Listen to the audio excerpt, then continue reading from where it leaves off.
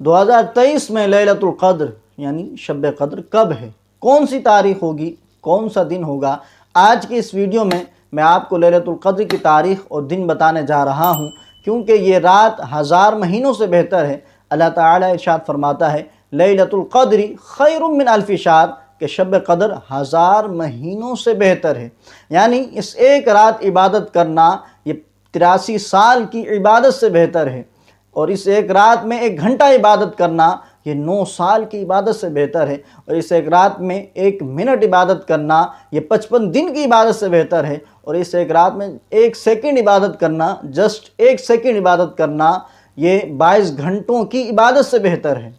हम समझते हैं कि 27 रमज़ान ही शब क़द्र है, लेकिन ये ज़रूरी नहीं, क्योंकि हदीस पाक में आता है रसूलुल्लाह अलैहिस्सलाम का फरमान कि शब क़द्र को रमज़ान मुबारक के आखिरी अशरे की ताक रातों में तलाश करो। तो अब ताक रातें कौन सी होती हैं, यानी 21वीं, 23वीं, 25वीं, 27वीं और 29वीं शब, ये ताक रातें हैं। इनमें से शब क़द्र कोई सी भी रात हो सकती है। तो इस साल ताक रातें कौन कौन सी हैं वो मैं आपको बता देता हूँ। पहली ताक रात 11 अप्रैल बरोज़ मंगल थी, जो कि गुजर चुकी। दूसरी ताक रात 13 अप्रैल बरोज़ जुमेरात है, जो कि आने वाली है, हो सकता है ये रात शब क़द्र हो। तीसरी जो ताक रात है वो 15 अप्रैल है, जो कि बरोज़ हफ्ते को होगी, तो हो सकता है कि ये भी शब क़द्र हो।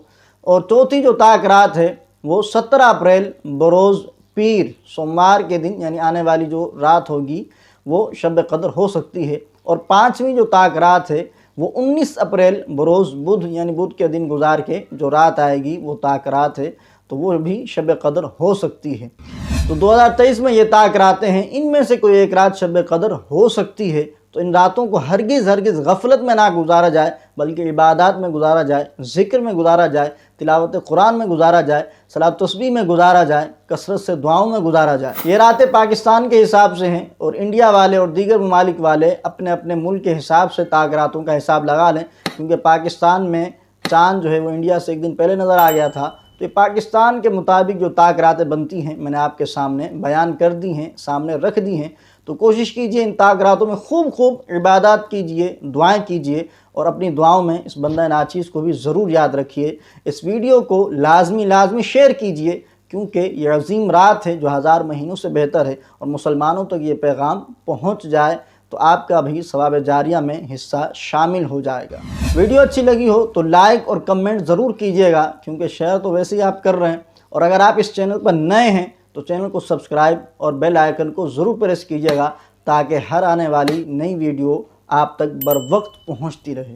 अस्सलामु अलैकुम व रहमतुल्लाहि व बरकातुहू।